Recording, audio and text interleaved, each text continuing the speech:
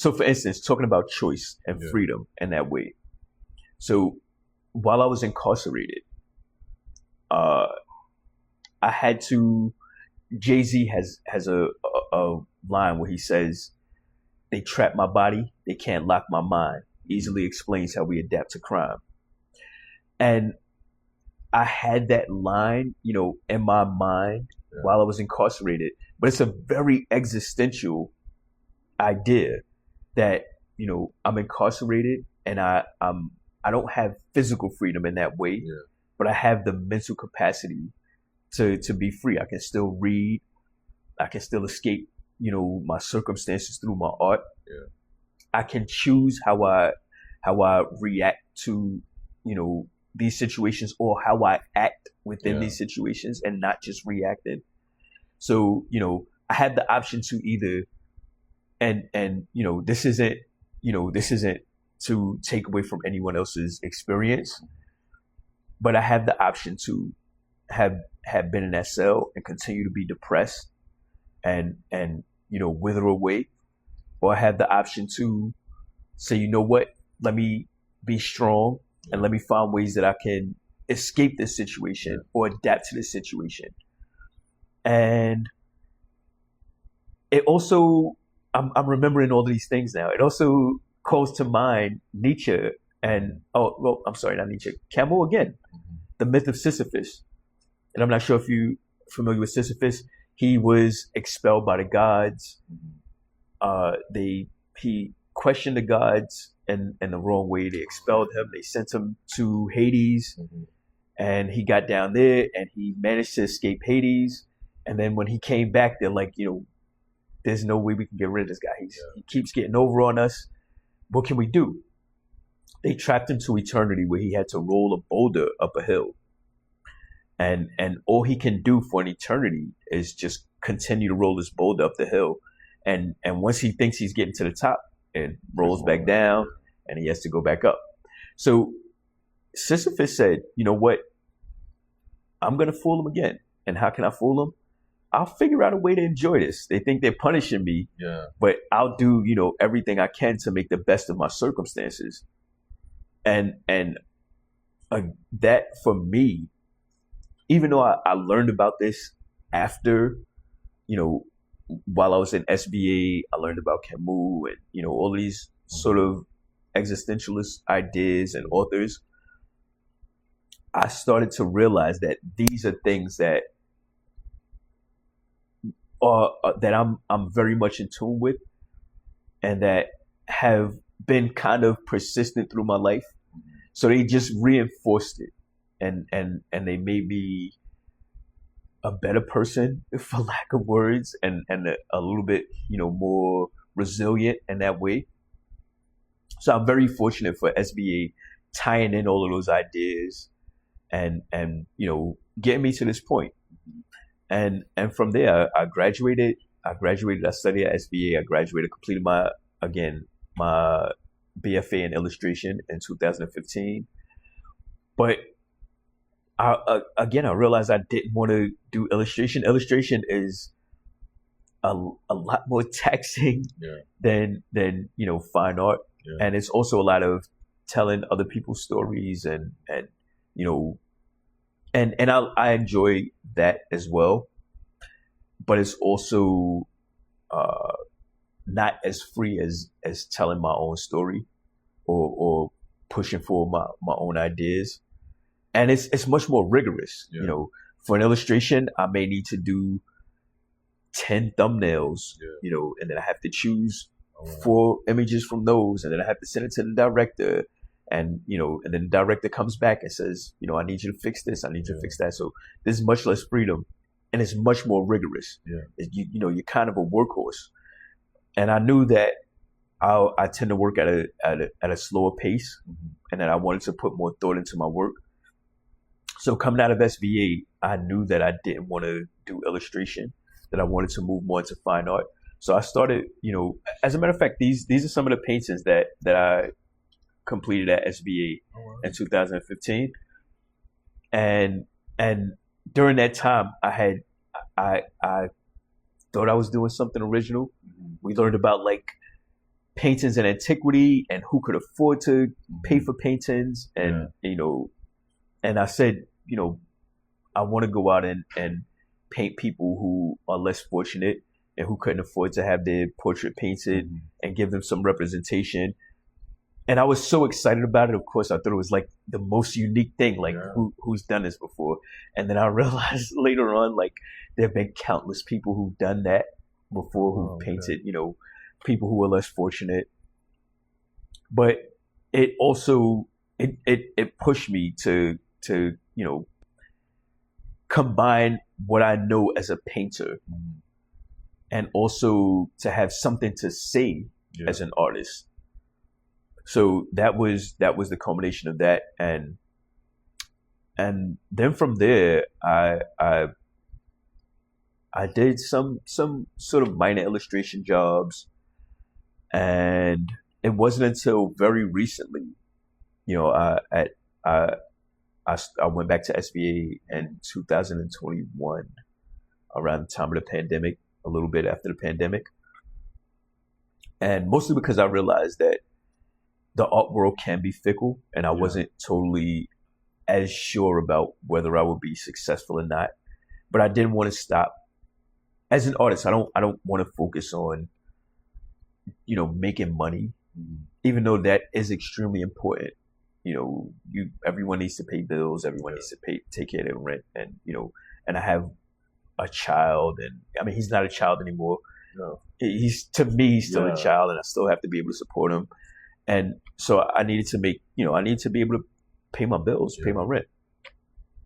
But I wanted to also do something that would be equally fulfilling and something that was also along the lines of art. So I went back to SVA to become an art educator and art teacher. Oh, wow. And it's like a full circle moment. That's amazing. Yeah. And also because I'm thinking about legacy. My son isn't very artistically inclined. I wanted him to have his own identity. So I didn't push hard in that area to have him, become an artist, because I wanted him to be his own person. Yeah. But I did consider that there are other younger people out there who may want to become an artist. And I thought about my circumstances, and what I've been through in the past. So I went back to SVA. SVA was great. They saw, what direction I was moving in. They gave me another partial scholarship, a second scholarship. And again, phenomenal staff. Wow. Catherine Roseman yes, absolutely. Wow. Kathy, she's I say it all the time. She's like another mother to me, probably to everyone there. She's, absolutely great as a support, but not just, as a support,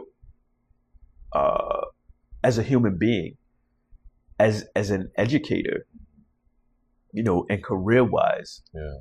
She's phenomenal. The entire staff there is phenomenal, and so I went to SBA and I was kind of thrust into the education aspect. So I applied to like New York Teach, or I'm not sure what exactly it was, but within maybe a month of me attending courses at SBA, I received an email asking if I wanted to sub at a school. So I had to work full time as an art teacher sub, as a substitute art teacher, while I was also attending classes for my master's at SBA. Being a father and an artist, that's crazy. Yeah, but I was also, here's another full circle moment. I was also fortunate that on the sub teacher page, you can choose what schools that are available, and whether or not they'll accept you there. And I chose a school that was across the street from a family shelter that my family was in when I was younger, around the time that, literally the time that I was first incarcerated. My family was in that shelter. Yeah. So I worked at that school, and I wasn't perfect. I didn't know a whole lot about writing lesson plans, and there were times where I may have been late. You know, a lot of it was overwhelming. Was learning a lot of new things and then also trying to apply them. And I tend to work a little bit slower, and I'm not making excuses for it. No, I So I understand didn't that. do as well as I could have that year, but just the idea that I hope that I had some effect on some of the students who were in that shelter system or who lived in that neighborhood. There's a lot of public housing in the neighborhood. It's a neighborhood that isn't, it's not the Upper West Side. It's in the Lower East Side. There's not, a whole lot of, it's not a high income neighborhood. So my biggest hope was that I had some effect on some of the students there and could inspire them to push themselves further, whether it was art or whatever it is that they chose. So I chose to be there, and I had that experience, and I, for me, I think it was a great experience. Professionally, I could have absolutely have done better, but I'll work from there, and then I think the next year I worked at Corona Arts and Sciences in Queens. And I did a lot better there, once you have the experience and you know what to expect. And I was still at SBA, but I got to a place where I could now, I know about making lesson plans and coming up with a curriculum and classroom management, and all of these sorts of things. And I had some experience from my previous school. So I did much better there. And I think the students appreciated me a lot more there as well. Yeah. And I think the staff appreciated me a lot more there as well. And then I also learned about it. It also informed my art practice and a sense of what am I putting out and what I think people will be accepting of and what people will be interested in. So for instance, I learned a lot about social emotional learning, and there's a lot of components of the social aspect of art, how art affects people, how people work together to accomplish things, the emotional aspects of it in the context of learning, and how people can regulate their emotions through activities, through art, particularly the students. But it also made me think about culture and what I'm teaching in the schools. So for instance, as an art teacher, in most cases, you have to come up with your own curriculum. It's not like teaching history or teaching art history. So I was afforded the opportunity to teach the students about their culture. I love Picasso. I love Rubens is, one of my favorite artists. I have, a lot of I love books. I have, tons of books of my favorite artists. But I also realized that I'm going into a school where there's a lot of students with parents from Central America, Latin American students. And I didn't want to go into those schools and teach them in a way that I wanted to give them hope. And I wanted to give them inspiration and show them that there are Mexican artists that are viable. There are Ecuadorian artists that, are alive and making money and successful, and are being seen in museums and galleries. Yeah. So I also kind of grew up with this idea that as an artist, you probably won't make any money until you die, or you won't be famous until you die, and I think in a lot of circumstances, especially in neighborhoods where there's lower income, that's kind of the narrative. So I was fortunate to be, put in a place where I can speak to those students in that way, where I can say, you know what, here's an artist from Ecuador or from Guatemala, or here's an art form from there, as opposed to the Western history that I've learned, where I can share with them a part of their history, and help them add on to their history. And if they want to, to move forward as an artist and push that legacy further within their own culture. So, for instance, I love Halloween. Like it's my absolute favorite holiday. Yeah. But I'm in a school with, again, mostly Central American students. So I broke the lesson down into the Day of the Dead Mhm. and also a celebration of Halloween. Oh, that's great. But through my celebration of Halloween, I wanted to focus more on art techniques. Yeah.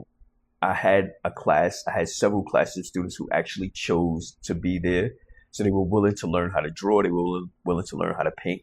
So I said, let's focus on, maybe doing still lifes, something that I learned how to do, as an artist to learn technique.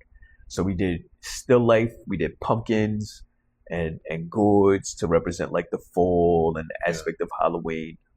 But then again, I wanted to focus on their culture. So we learned about lino cut prints, about Mhm. printmaking. And I know printmaking is pretty big in Mexico, where they use printmaking for a lot of different ceremonies and a lot of parties, and because it's able to be mass produced easier, and also the fact that they have their own holiday. So I said, let's have a class where we're doing printmaking, but it's focused on the Day of the Dead. Mhm. And it gives the students the opportunity to celebrate their culture, but also learn a technique Yeah. that they can apply, and a technique that they can be successful with. That I don't know if you've ever been in Jackson Heights. There's a lot of it's a lot of commerce, Mhm. in some areas, and often you see people with tables, you see people with like churro stands, you see all these different things. If you're walking down like Broadway, I believe it is, you'll see like all of the stores and you see all of the vendors. And again, it gave me the opportunity to tell these students, if you're worried about, whether or not you're going to be making some money as an artist, you can make prints. Now Yeah. you have this ability, what the tools are, what the materials are. You've made some of these prints. You're going to go home with, this linoleum that you've carved yourself, and you know how to make these prints. All you need to do is buy the ink, have some paper ready, and you can make more prints. And you can go out and set up a table and sell those prints. Yeah. That's amazing. So it helped me, and it helped me with my lesson plans in that way. But I also hope to help inspire those students to feel like they can be successful, that they can be able to sustain themselves as artists, and then also to be proud of their culture, Yeah. and not feel like See themselves in the world. yeah, Yeah. that we're not, like I said, I appreciate Picasso, Yeah. and I appreciate Warhol and all of their work, but a lot of times if we don't see that there are people like us Mhm.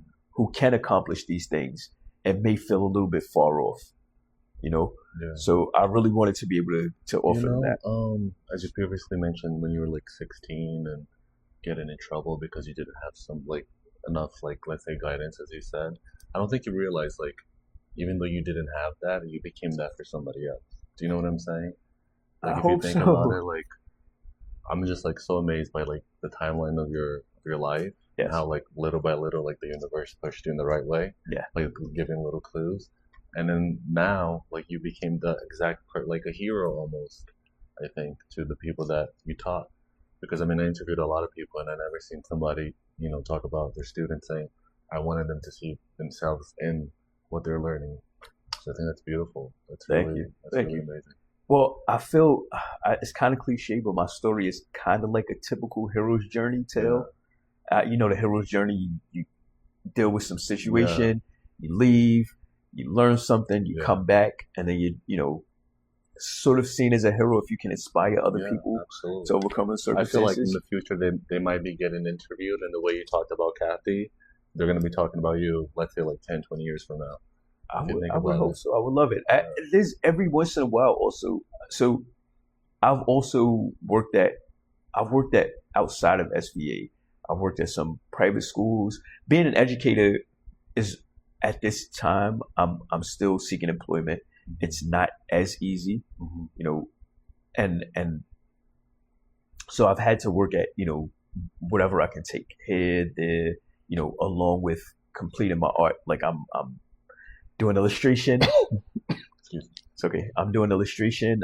I'm teaching at some schools. I may be at one school for a week, however long they need me, and then hoping to go to another school. But every once in a while, I'll bump into one of my students.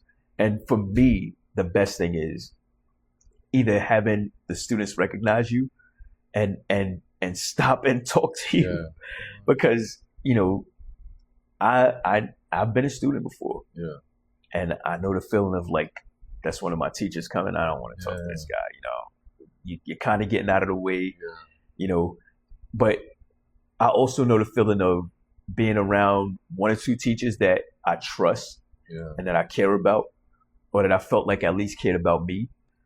And when you see them, you recognize them, and you're like, I remember my kindergarten teacher, to this day. Oh, wow. And I saw her a few years ago on a train.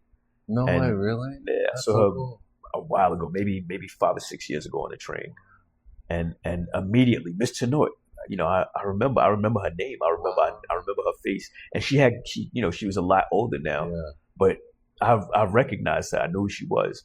So I hope when I do, like I said, I've been on a train myself, and I'm walking through, last year sometime I'm walking through. The A train has this long passage, I think, at 42nd Street. And I saw one of my students, a younger female student. And at the time she was in middle school, and she graduated to high school. And this happened twice. You see students when they're younger, and you see them and you're like, I kind of think I know that person. And you're like, wait a minute. They must have went through puberty or something, like a little bit older. And for me, the best feeling is when they recognize you, and they stop you and they're like, hey teacher, hey Mr. J, hey Mr. F, whatever the case is. And for me, it says that, at least they remembered me, and at least they felt comfortable enough to say something to me and not avoid me. So, I've had those circumstances. And even very recently, I taught on 14th Street at Grace Church.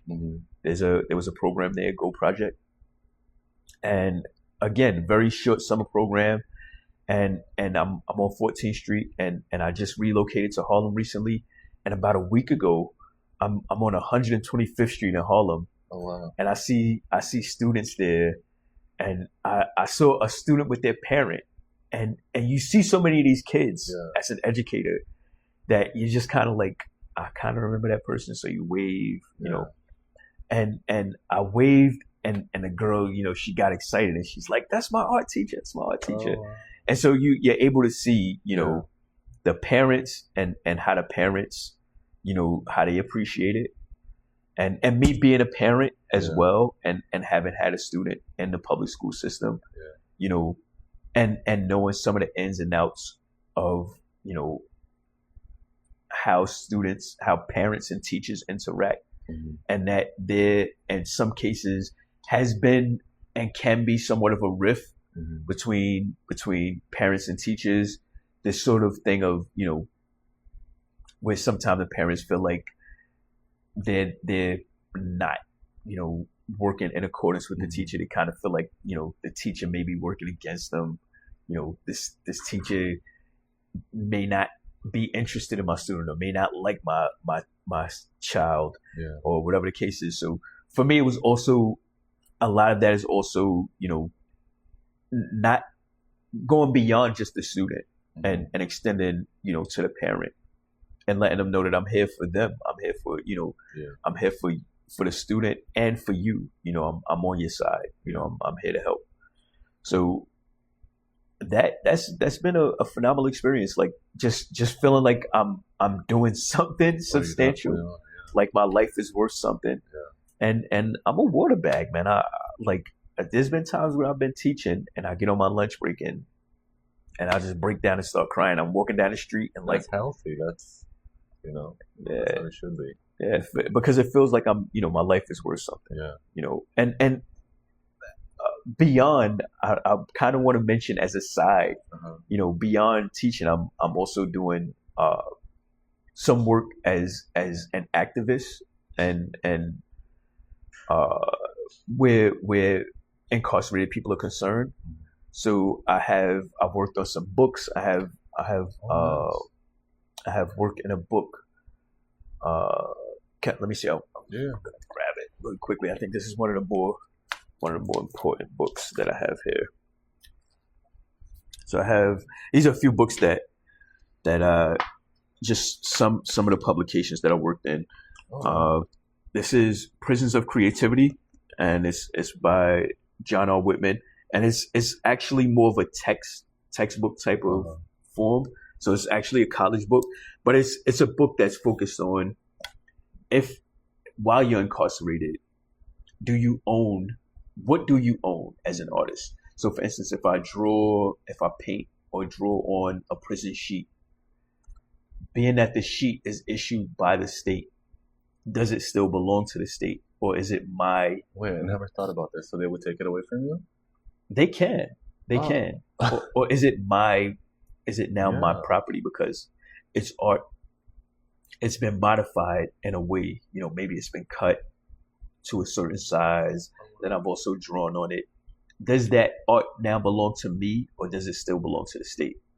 So that's what this entire book is about. And this, again, That's so cool. it's a means of being an advocate. Yeah.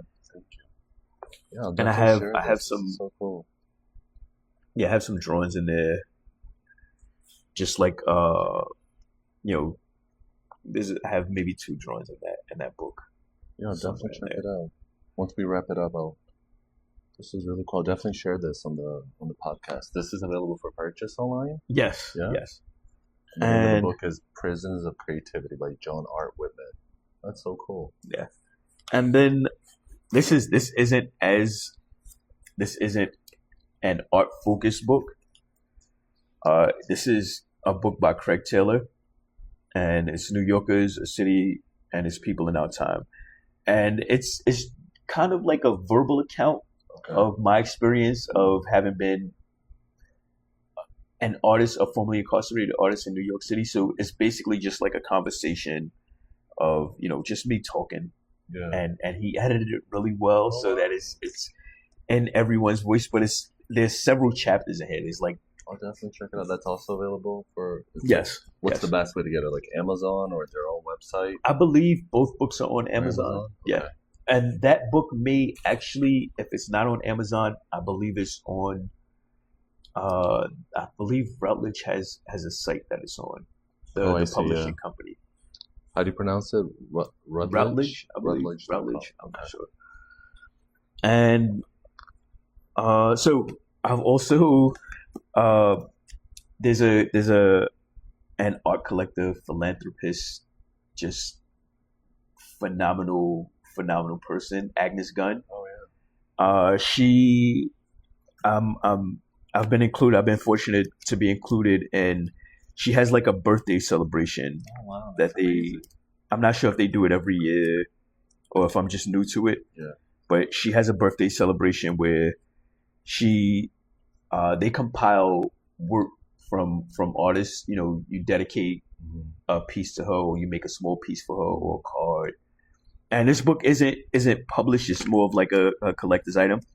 But I feel really, I feel great to have been included in. I mean, I'm in a book with Jeff Yeah. Koons, Oh, Rashid Johnson. Like, great artist. I can't. Here's my actual piece there. Oh wow, you did that? Yeah. Oh, wow, that's amazing. It Yeah. looks just like her. Thank you. This is so cool. Thank you. Oh But wow. I mean, there's the list of artists that I'm included within that, Wow. within that It's book. a great piece. Thank you. Wow. Congratulations. Thank you. And this is a recent Yeah, this is work? recent. This is Okay. for Aggie's 85th birthday. Okay. Yeah. So again, I mean, like Richard Serra, Cindy Sherman, um, Micheline Thomas, like to Yeah. be The best, yeah. included, with those artists Yeah. is to me is is a really big deal, Yeah. and it makes me feel, again, it makes me feel great as an artist, as a Yeah. person. It makes me feel like people care about what I'm doing, Yeah. that I'm moving in the right direction. You are, for sure. And recently, very recently, so I also, again, I'm doing a lot of publications and doing a lot of work, illustration work, and moving into. I'm trying to move away from that soon, but I still really do enjoy it. And this is a magazine. It's called Dr. Clean Magazine. It's a magazine that is. I'm not sure if they're going to continue, but it's by a film producer. Okay. And I really like what do you call them, grindhouse movies, like B-list movies, Yeah. like movies that are intentionally bad, like for entertainment.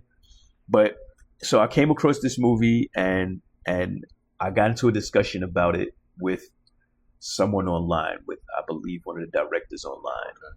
And I mentioned, I just like bad movies. It doesn't. I like intentionally bad movies. Well, I'm trying to think of, like, there's a movie called The Stuff. Okay. I think James Gunn maybe.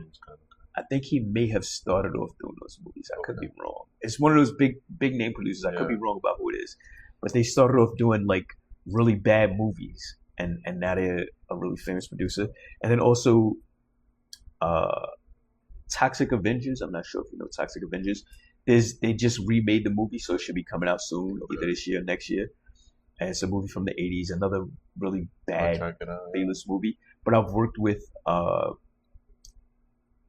I'm kind of going on a tangent right now, but I worked with there's a it's called Trauma. There's a company called Trauma, but I feel so bad I can't remember his name, and he's like one of my favorite producers ever.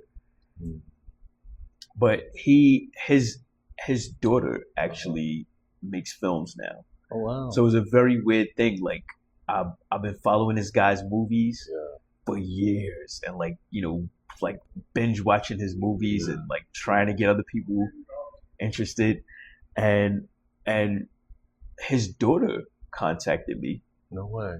Just like out of the blue. Yeah. Oh, wow. Contacted me, and she said, "Look, we know, we saw some of your work, and we're doing this film about prisons, and they're working on a film called The Alabama Solution." Okay. And it's about the sheer amount of deaths in the Alabama prison system.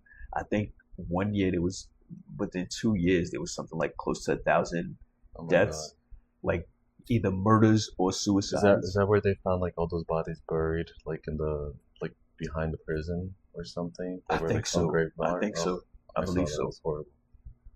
So she contacted me to do some art for her film, but again, it was just like, wait a minute. I grew up watching this guy's movies, and then I'm telling you, the universe is like has your back, because everything is like always like little full circle moments. Insane. That's so cool. Yeah, I'm looking at her name, and I'm like, this name looks familiar. And I said, let me look it up.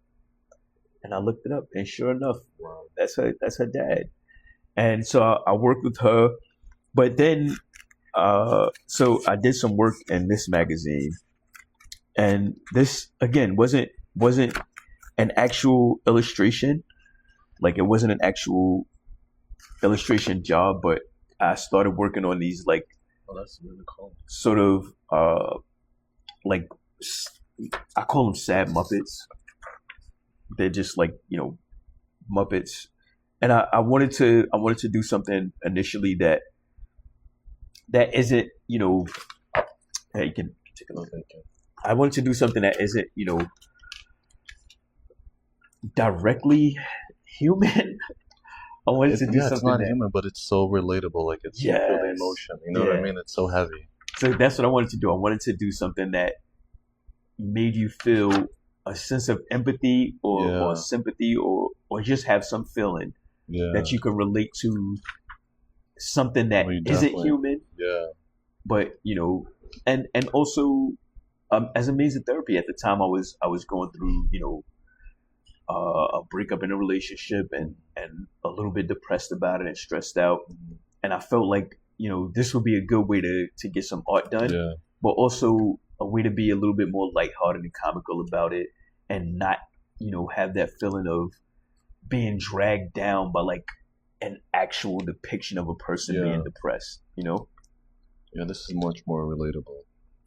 Yeah, I mean, your story is amazing. Thank you for sharing this. I'll make sure to put this on the Instagram. Thank you. But I think you're like in such an interesting time of your life. I think the best time of your life, What do you see for yourself like in the future?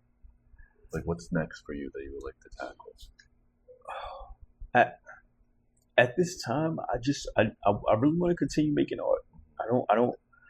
I think maybe because I'm in a different circumstance as some of the other artists that I'm familiar with, where I'm a little bit older and I started a little bit later.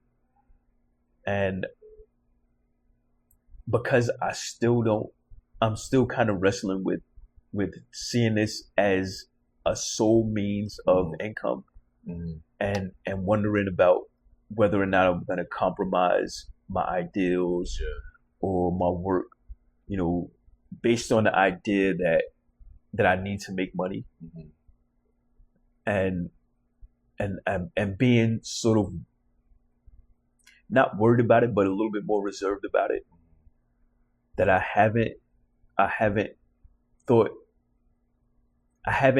about this in a way as a career, like, as with education, where I'm saying, if I start here, within 5 years I can be here and I can do this and I can get that done. This is more of just a journey to me, where I kind of just want to pull my ideas out and establish my ideas and have those ideas ready to show. So I really just want to continue working. I have ideas that I want to, like I said, that I want to accomplish and I want to show, but I just want to continue working. It's not like, and I don't want to seem like I don't have hope, but it's not like when I was a kid, and when you're a kid and like, when I turned 18, you're just thinking grown, you're like business minded, which is normal. Oh, when you're a kid, you're like, when I turn 18, I'm gonna have a car, I'm gonna have a mansion. I'm just at the place of like, I just want to keep making art. I just want the opportunity to keep making art, whatever it takes. And I would love to continue to be in galleries and museums. I just sent a self-portrait to the Kimball Art Center in Utah. Oh, nice. So I've never even been to Utah. So it's, I think, speaking from you for this podcast episode, I think like just me thinking in the future, I think like a retrospective of your work would be amazing, because you did say you've been like creating since you were young. So I hope you do have like those early on drawings or anything. That would be so dope to see. Unfortunately, I don't. Unfortunately, I don't. I think I have maybe nearly 10 years of sketchbooks there. Oh, wow. That I've done a lot of work just like compiling my sketchbooks, and there's sort of a history of what I'm doing. My most recently completed sketchbook here. And so, if you are interested, I also have on my website, I have a video that was done by a production company called Model Pictures. Okay. And it's just a really short video about sort of similar stuff about my life, about me having been incarcerated and what I do as an artist, and my son and how all those sorts of things affected me. But they really focus on me drawing on a train, and so a lot of what I do is, this is one of my more recent sketchbooks, and it's just recently completed. And I use these. Here are the actual drawings really cool from that magazine. And I use these in several ways as a means of therapy, as a means of work. This was actually from a project, from a movie project. Oh, wow. So I use it sometime to work through things. They're all purpose Oh, to that's work from through the things. mat. That's my Yes, favorite yeah, sculpture. There. I forget the name of it. yeah. It's let's see if I wrote it down. It's a great Why drawing of it. Born Enslaved by John Baptiste Capo. Yeah. Yeah.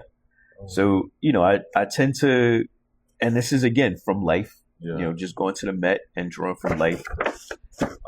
This was another artist, Liu Suzaraja, at PS1, Hmm.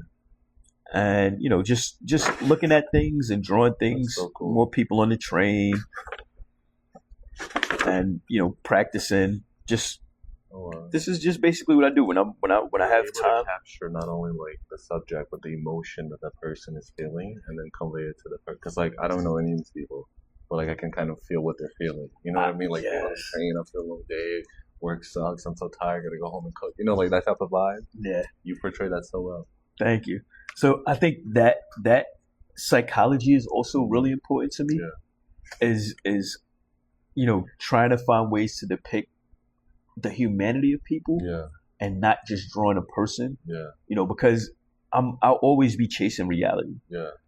You know, I don't want to like feel like I'm taking away from anyone else or whatever what anyone else is doing as far as like art.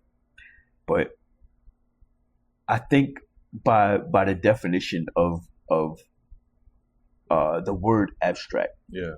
I think what I'm doing for me would be considered abstract art. Okay. And I know a lot of people consider it figurative Hmm. based on the idea that there's figurative. There are actually people being shown here and objects being shown here. But if you think about the definition of the word abstract, to abstract, Yeah. to abstract something means to take away from something. Yeah. And I'm directly taken away from life and from nature. I'm directly taken away from, the world that I see around me. So I'm abstracting this information and repurposing it Yes. to try to depict it in a way that is as accurate as I can make it. And so I see myself as an abstract artist in that Yeah. sense, not in a traditional sense. And that gives me, it puts me in a place where I'll always be chasing. I'll never be able to draw actual skin. No matter how well I'll paint it, I can paint it photographically, Yeah. but it's not actually the skin. Yeah. It's just a painting of the skin. It's like who said it? This is not a pipe. The Marguerite, was that Rene Magritte? Maybe. He has Yeah. the painting where he has the piping on the bottom. It's in French.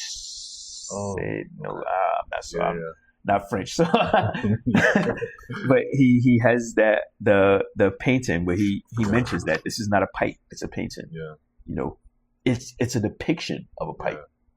So for me, I don't like to I don't like to be pigeonholed in that sense of like whether or not what I'm doing is abstract or if it's Yeah. One thing or the other. one thing or the other. And then also Milton Glaser, he's also one of my favorite artists. He's a graphic designer.